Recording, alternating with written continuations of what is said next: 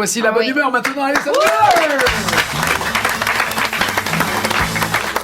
Alors cette semaine, il n'y a pas que la Fashion Week qui mettait à l'honneur les femmes et les aiguilles, il y a également des militants anti-IVG qui sont venus sur le plateau de Cyril Hanouna pour faire parler d'eux.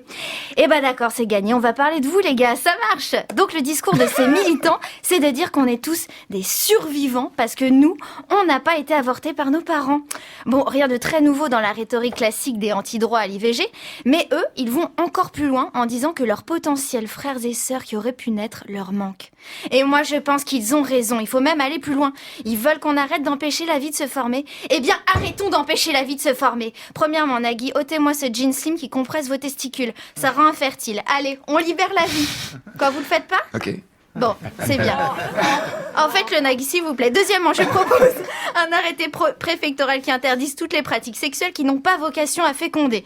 Un spermatozoïde dépensé doit être un spermatozoïde utile. Donc fellation, sodomie interdit. Désolé Albert, désolé Daniel. C'est dommage, mais c'est comme ça. Si vous voulez vous faire enculer, allez acheter des produits Apple, ça reste autorisé. Troisièmement, je propose qu'on mette des paquets de sopalin dans les supermarchés sous cadenas. Attendez, l'adolescent moyen se masturbe 7 fois et demi par jour. On va pas mettre des armes de destruction massive en vente libre quand même. Oui, le demi, c'est quand il y a ta mère qui rentre et que tu faisais semblant de manger du yaourt. Par ailleurs, j'accuse la société YouPorn de crimes contre l'humanité. Quant à Jackie et Michel, au cachot, en attendant le procès. Alors je lance le débat, est-ce qu'il faudrait pas aussi mettre en place à un moment ou un autre des cimetières de capotes pour aller se recueillir à la Toussaint ? On pourrait tous prier ensemble, au nom du Père, du Fils, de l'autre fils qu'on aurait pu avoir et qui a fini dans la bouche de Cindy. Bon, je sais pas, c'est une piste. Bon, je vous rassure, c'est tout pour mes propositions. Par contre, je dois vous dire un truc, c'est pas facile, voilà. J'ai commis l'irréparable.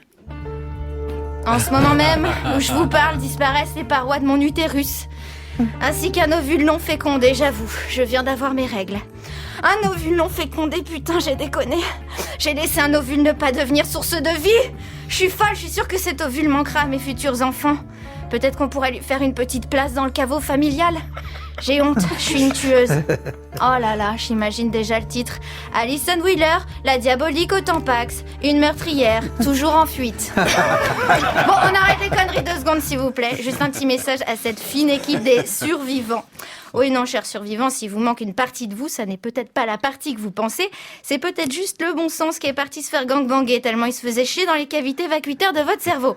Et puis, n'hésitez pas à ouvrir un journal. En ce moment, il y a des enfants, des vrais enfants, en 3D, qui voudraient jouer à Mario, manger des Smarties, qui crèvent sous les bombardements à Alep. Il y en a qui passent entre les bombes, et c'est ça qu'on appelle des survivants. Bravo. La bande originale, Nagui, sur France Inter.